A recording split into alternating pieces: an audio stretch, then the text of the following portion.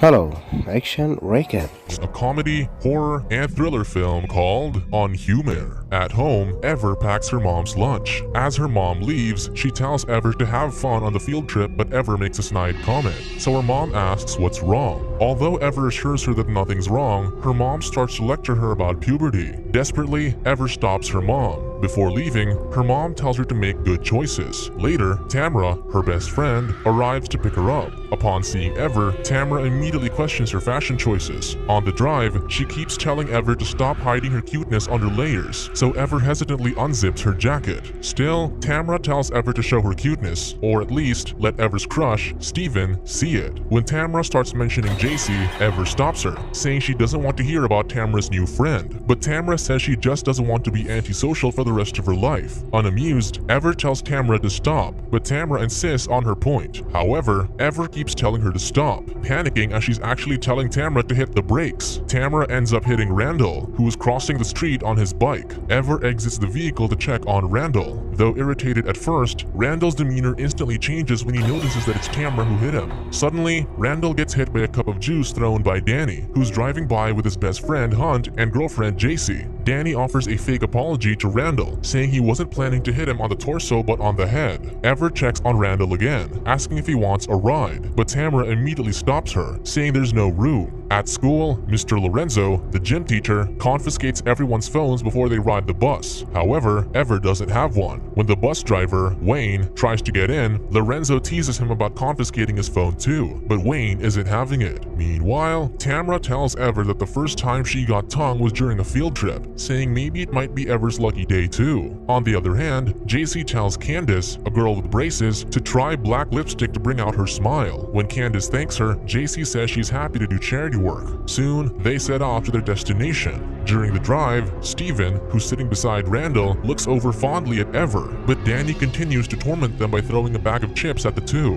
Looking around the surroundings, Lorenzo realizes that Wayne is going the wrong way. When Lorenzo threatens to ride him up, Wayne taunts him. Suddenly, something splats blood on their windshield. Unable to see the road, Wayne drives down a cliff before hitting the brakes too hard, making everyone lurch from their seats. Checking in on everyone, Lorenzo sees that JC's nose is bleeding, so he tells her to cover it up because nobody wants to see it. When JC looks at Danny for help, he just looks away, disgusted. Suddenly, they hear something banging on the bus, startling everyone. The banging continues, sounding above them. Just then, the speakers start blaring a national alert, advising everyone to evacuate to the nearest fallout shelter because they're under siege by a chemical attack. Inspecting the door, Lorenzo notices a figure knocking, so he makes Wayne open the door despite everyone else's protests. When Lorenzo opens the door, Randall and Steven immediately try to flee as Lorenzo welcomes a strange person inside the bus. Suddenly, the man bites Lorenzo's face, making everyone panic and run to the emergency exit, stepping on Candace, who trips on the way out. Ever ends up with Tamra and the popular group before Steven and Randall come across them, pointing at a building they can go to for cover. The group runs toward it when they hear monstrous screams from a distance. Getting to the building, Danny immediately trips into a horse carcass, but Hunt and JC are too grossed out to help him. They follow Randall into an abandoned building, while he discusses the situation with Steven,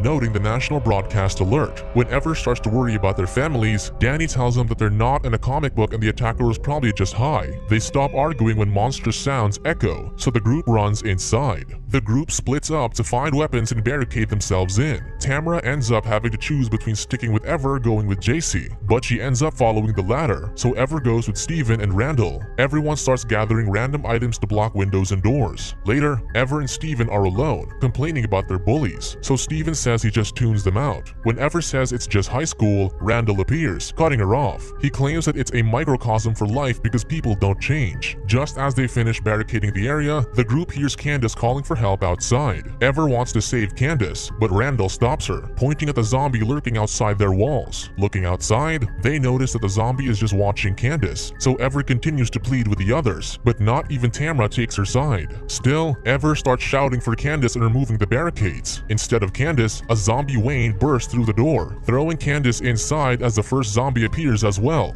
The group immediately runs, barricading themselves in another room where they encounter Ryan, their classmate. When Ever asks what Ryan saw, Ryan details how he saw some of their classmates acting differently, lamenting his inability to help others. When Randall and Steven bring up the possibility of zombies, Danny stresses that there's no such thing. Zombies barge through the doors once more, surrounding their exits. The group scrambles to find an exit, so Randall breaks through a wall. Hunt fights the zombies to keep them at bay while the others escape. Danny runs to help Hunt. Meanwhile, Ryan struggles to go through the hole, being too big to fit, so Ever pushes him through. Just then, Danny sees the zombies drag Hunt away, so he runs in fear. When Ever gets through the hole, a zombie jumps on her, but Danny pulls the zombie away before Ever gets hurt. Getting to another room, Danny starts breaking down because he couldn't save Hunt. Danny says they deserve what's happening to them, telling everyone to look around the room. With tearful eyes, Danny says they were chosen as he sees a mannequin in his likeness, a jock with a bloody head. When everyone looks around, they notice their mannequin representations. Seeing hers, Ever notices her mannequin has the word nothing written on its face. Wayne appears from within,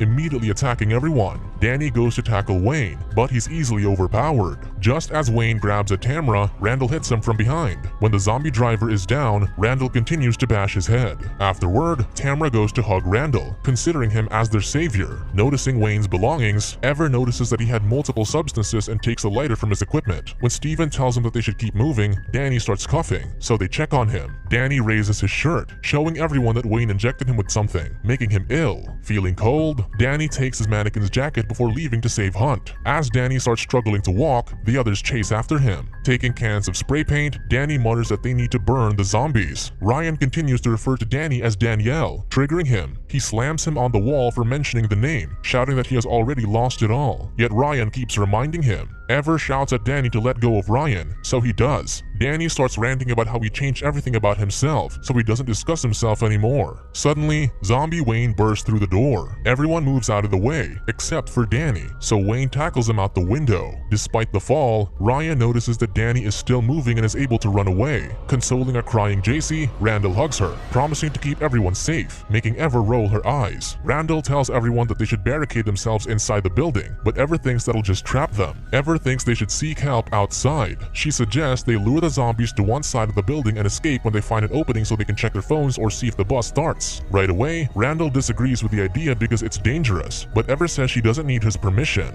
Remembering Danny's words, Ever assembles a makeshift Molotov by tying cans of spray paint together using cloth, lighting it with a lighter before throwing it into a nearby van. An explosive fire sets off in the vehicle, which attracts some zombies, so Ever immediately goes to find an exit. Tamra tries to stop Ever, but Ever is bitter about her sticking with the popular crowd. Although Tamra doesn't want Ever to leave her, she doesn't chase after her. When Steven tries to stop her, Ever tells him to stop listening to Randall. He ends up coming with her, so Ever thanks him. Getting to the bus, Ever starts scouring for resources when a bloody hand limps from a seat, scaring them. Upon finding the bag of phones, Ever realizes that they're all broken. Ever throws a fit, starting to doubt herself. Her insecurities start pouring out, calling herself nothing. Steven tries to comfort her, saying it could be worse. The feeling of trying to reach their ideals yet not being able to do so. Ever asks if this is the part where they kiss, so they slowly lean in. But Ever stops after noticing the bus's radio beeping. She discovers a cassette tape and plays it, realizing that the emergency broadcast was merely a recording and someone set it up. Steven panics, so he pulls out a syringe filled with green liquid and injects her with it. Immediately, he apologizes because Ever wasn't supposed to find out. Randall appears, commending Steven for a good job as Ever starts feeling the effects. About 4 or 5 weeks ago, Randall schemed against the bullies, convincing Steven to play along so they could fix the bullies by scaring them into accountability. Steven agreed, so the two started their plan.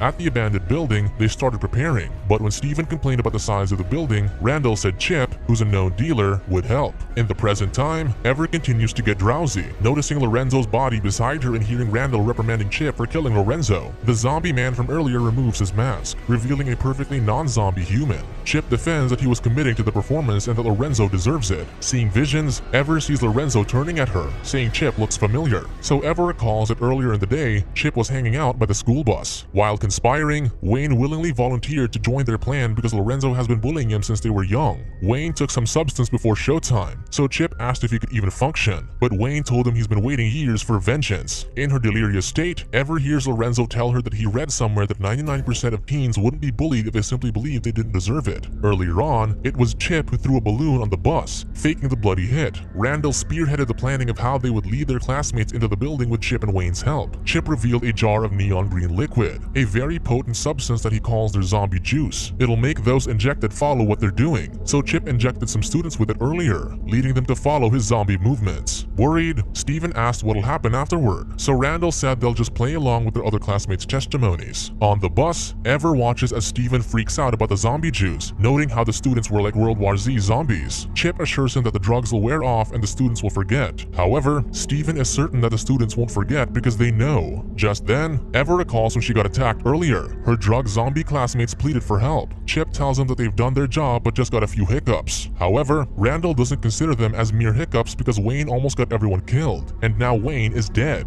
Chip points out that Randall has a bag full of real weapons, and Chip has managed to cage the zombies for Randall, so it's up to them to finish the job. Confused, Steven asks about the cage and weapons, not knowing that part of the plan, so Chip tells him it's a contingency plan, showing him a glove with multiple syringes stuck on each finger. Chip rants that it'll reduce all human error. He's pumped up as the two had given him a chance for vengeance for all the pain he went through in high school, noting that it never went away. Now, they have to clean up the plague, but Steven worries that people could die. Chip just says that might be needed. Standing up, Randall leaves, worrying that Tamara might be looking for him, then apologizes to Steven that he can't save anyone else because everyone must go or else they'll go to prison. When Chip admits that he's been in prison and doesn't want to go back, Steven breaks down, so Randall consoles him, saying they can just frame the girls too. He adds that Ever was too smart, so maybe Steven can have JC instead. Back at the building, Randall reminds Steven that there's no turning back. Meanwhile, Ever continues having delirious visions of Lorenzo talking to her, saying Chip will kill her. Ever tries to fight against the effects, forcing her body to move. Meanwhile, Randall takes Steven to the cage where their classmates are. Randall is ready to take out their classmates by overdosing them while Ever continues to crawl away from Chip, but he catches her anyway. She hallucinates Lorenzo standing up, reminding her about her mother telling her to make good choices. With that, Ever's eyes glow a red hue before headbutting Chip, fighting against him. Able to grab Chip's radio, Ever repeatedly bashes the equipment on Chip's head. Meanwhile, Randall and Steven inject their classmates. Hunt tries to protect Danny, but Randall taunts that without Danny, Hunt would have been a nobody. He then stabs a syringe in Hunt's hand. Randall leaves Steven with the others, encountering Tamara. Feigning grief, Randall tells Tamara that Ever is dead. He comforts her as Tamara cries. Soon, Ever runs back to the building while Randall gathers the group, convincing them to kill their drug zombie classmates that are trapped in the room. Randall gives weapons to Tamara, JC, and Ryan, saying their classmates aren't like them anymore. While Randall and Steven prepare to open the cage, Ever arrives, pushing Steven out of the way as she stops the others from attacking. JC shouts, thinking Ever is one of the zombies, so Randall tries to convince them to attack. Ever desperately explains how the two tricked them, and Danny backs her up, making them realize that something is off. Ever appeals to Tamara, asking for her best friend to have her back, so Tamara hits Randall instead. His body flies to the wall, removing a cloth that reveals a mural of Randall being a savior with Tamara clutching onto his leg.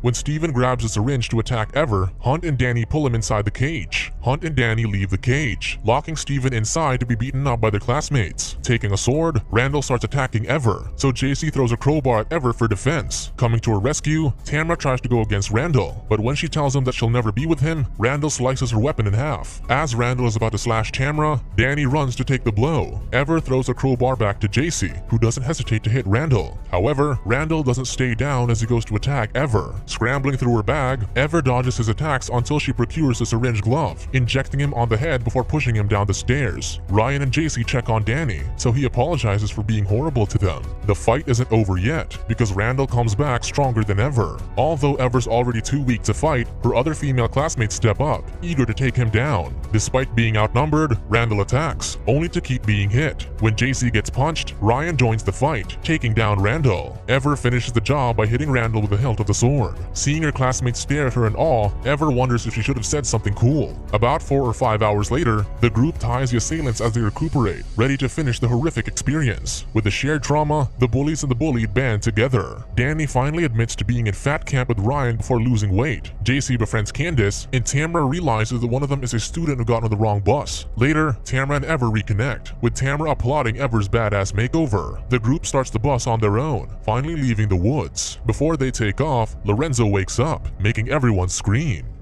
Subscribe to watch more videos like this. Now you have to smile, and if you like and subscribe me.